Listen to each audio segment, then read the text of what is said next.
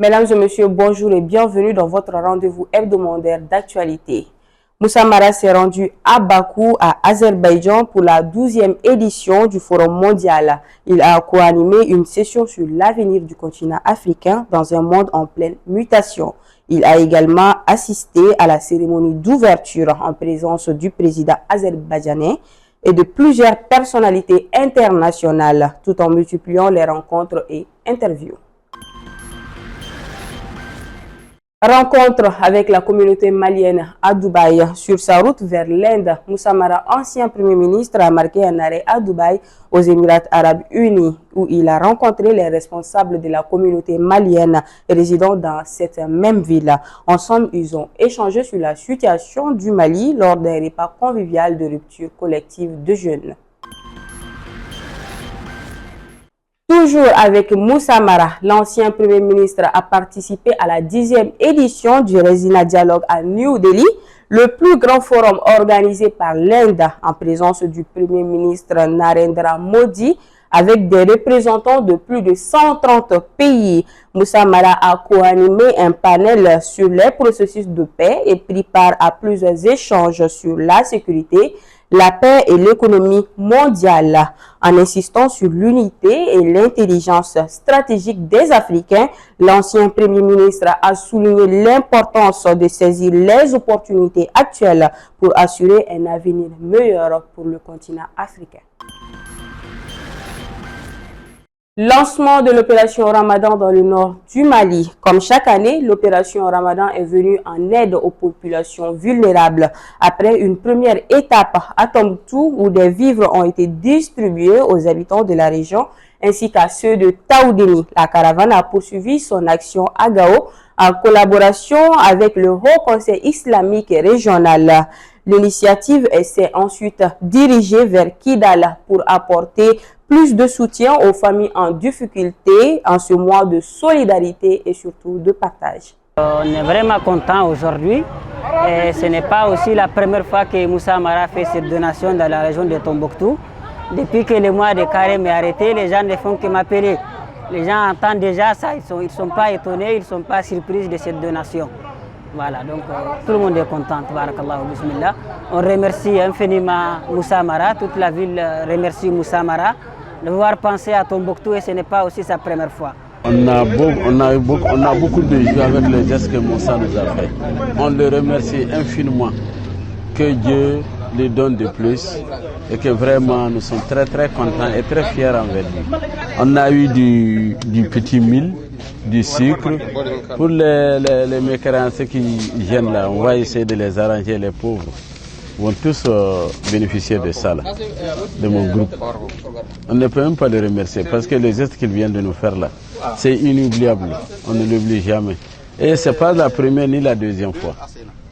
C'est quelque chose qu'il a l'habitude de le faire. Retrait des pays de l'AES, de la francophonie. Le Mali, le Burkina Faso et le Niger ont annoncé leur retrait de l'Organisation internationale de la francophonie, invoquant leur engagement à défendre les aspirations de leur peuple. Sékou Niamé Batili, porte-parole du Parti pour le Rassemblement pour le Mali, nous en parle. Suivons.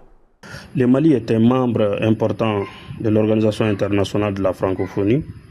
En effet, c'est l'un des pays fondateurs de l'organisation et il joue un rôle important dans plusieurs de ses initiatives.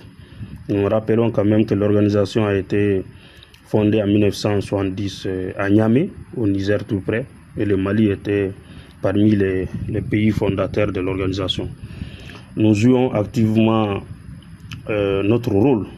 Nous participons aux différents organes de l'organisation, notamment les sommets de la francophonie, les conseils permanents, les conférences thématiques.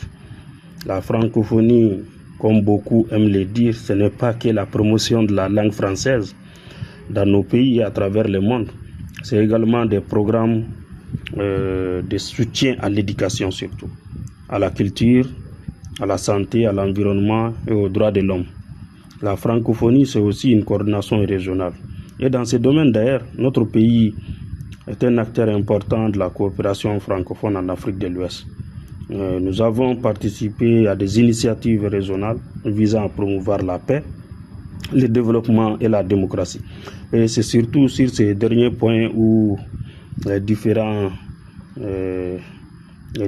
sont nés entre la francophonie et notre pays qui est le Mali. Nous nous rappelons du coup d'État du 18 août 2020. L'OIF a suspendu le Mali suite à ces coups d'État et la prise de pouvoir par les militaires. Et conformément à ces textes, l'OIF a décidé de suspendre le Mali, mais les deux autres États de l'AES aussi ont suivi. Le Burkina et le Niger aussi ont été suspendus. Un peu plus loin, il y a la Guinée aussi qui a été suspendue de l'organisation conformément à ces textes.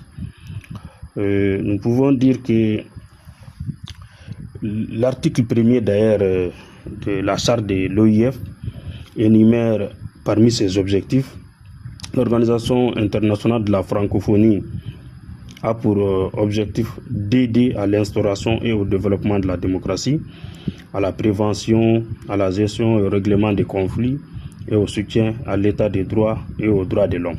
Voilà ces passages de l'article 1er de l'OIF montrent à quel point l'organisation était engagée à respecter ces textes et rien que ces textes. De mon point de vue, l'OIF pourrait être gênant, comme l'ont été beaucoup d'anciens partenaires à cause de leur insistance à exiger le retour à l'ordre constitutionnel normal dans les pays de l'AES. Le Burkina, le Mali et le Niger expliquent cette décision de retrait par les 2 poids 2 mesures selon les responsables de ces États, en faisant allusion à la levée de la suspension de la Guinée, qui est également un pays en transition. Cette incohérence, il faut le noter, c'est une réalité de l'OIF aussi motive la décision des pays de l'AES, même si les vraies motivations de ces retraits pourraient se trouver ailleurs. Ainsi, après le Niger, le 17 mars, c'était le 17 mars pour le Niger, le Burkina et le Mali ont notifié leur retrait de l'organisation le 18 mars 2025. Mais si on se fie aussi à l'article 10 de la charte de l'OIF, qui dit que tout membre peut se retirer de l'OIF en avisant le gouvernement du pays qui exerce la présidence du sommet ou le gouvernement du pays où est fixé le siège de l'OIF, au moins 6 mois avant la plus proche réunion du sommet. Le retrait prend effet à l'expiration du délai de 6 mois suivant cette notification. Tous les membres concernés demeurent tenus d'acquitter le montant total des contributions dont il est redevable. Donc, ce qui implique déjà, si nous nous référons à l'article 10, que nous avons 6 mois pour matérialiser ces retraits qui sera définitif en ce moment. Nous le savons, ça a été le cas avec la CEDEAO et ça a fini par un retrait définitif. Après Barkhane, EITM, G5 Sahel, MINUSMA, CEDEAO, nous voilà face à un autre retrait de notre pays d'une organisation majeure sans la moindre consultation du peuple. L'on peut se poser la question suivante: à quand les retraits de l'IEMOA, de l'IA et de l'ONU? C'est tout pour cette édition. Merci à vous de l'avoir suivi. Bonne suite de programme sur Mara TV. À la semaine prochaine pour d'autres actualités hebdomadaires.